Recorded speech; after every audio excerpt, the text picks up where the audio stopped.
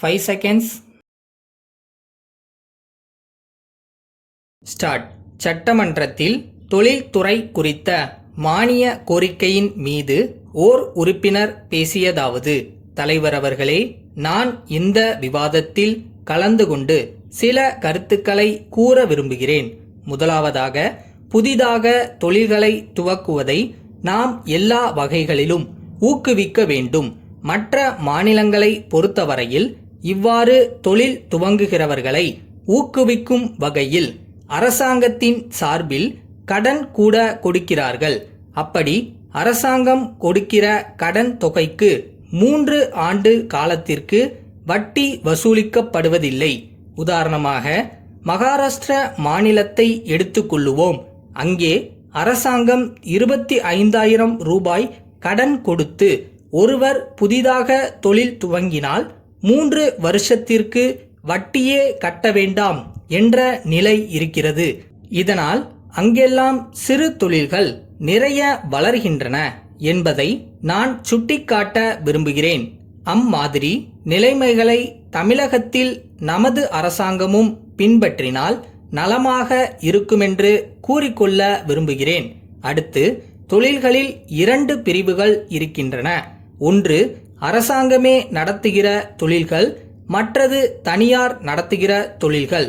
சுமார் 3 கோடி ரூபாய்க்கு அதிகமான மூலதனம் போட்டு நடத்தப்படும் பெரிய தொழில்கள் அனைத்தையும் அரசாங்கமே எடுத்து நடத்த வேண்டும். அதற்கு குறைவான மூலதனம் போடப்பட்டுள்ள தொழில்களை மட்டுமே தனியார் நடத்தலாம் என்ற நிலைமை உருவாக வேண்டும். பெரிய தொழில்களை அரசாங்கமே நடத்தினால் அவைகளின் மூலம் கிடைக்கிற லாபம் அனைத்தும் அரசாங்கத்திற்கு வரும். அப்போது பொதுமக்கள் மீது குறைவான வரி இருந்தும் நிறைவான பலன் கிடைக்கிற நிலை உருவாகும் என்ற கருத்தை நான் சொல்லிக்கொள்ள விரும்புகிறேன். அடுத்து, சில தொழில்களில் கழிவு நீரும் கழிவுப் பொருள்களும் வெளியேறுவதன் மூலம் மக்களின் சுகாதாரம் பாதிக்கப்படக்கூடிய சூழ்நிலை ஏற்படுகிறது.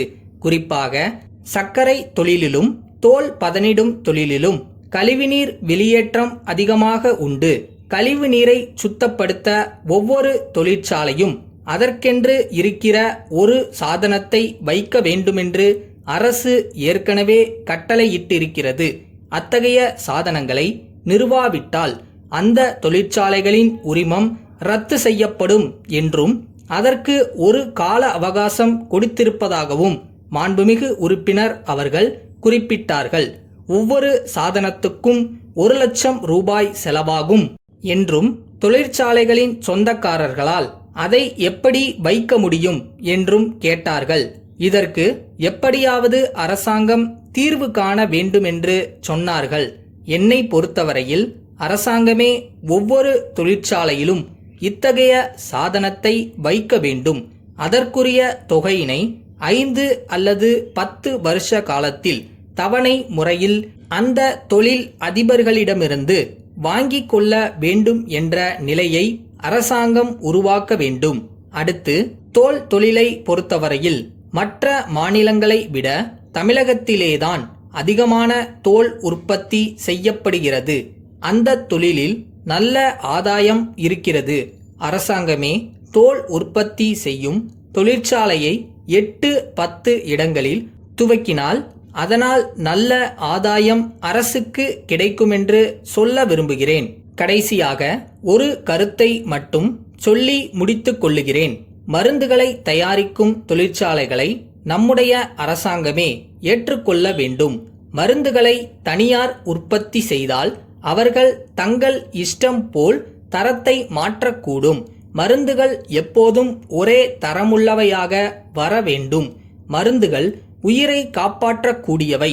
தனியார் மருந்துகளை தயார் செய்யும் போது சில சமயங்களில் ஆதாயம் வேண்டுமென்று தரத்தை குறைத்து விடுகிறார்கள்.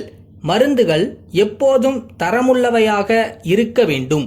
மருந்துகளை அரசாங்கமே தயார் செய்தால் ஆதாயத்தை அடிப்படையாக கொள்ளாமல் மக்களுடைய நலனை குறிக்கோளாக கொண்டு தயார் செய்ய முடியும். ஆகையால் மருந்து தயாரிக்கும் தொழிற்சாலைகளை அரசாங்கமே நடத்துவது நல்லது.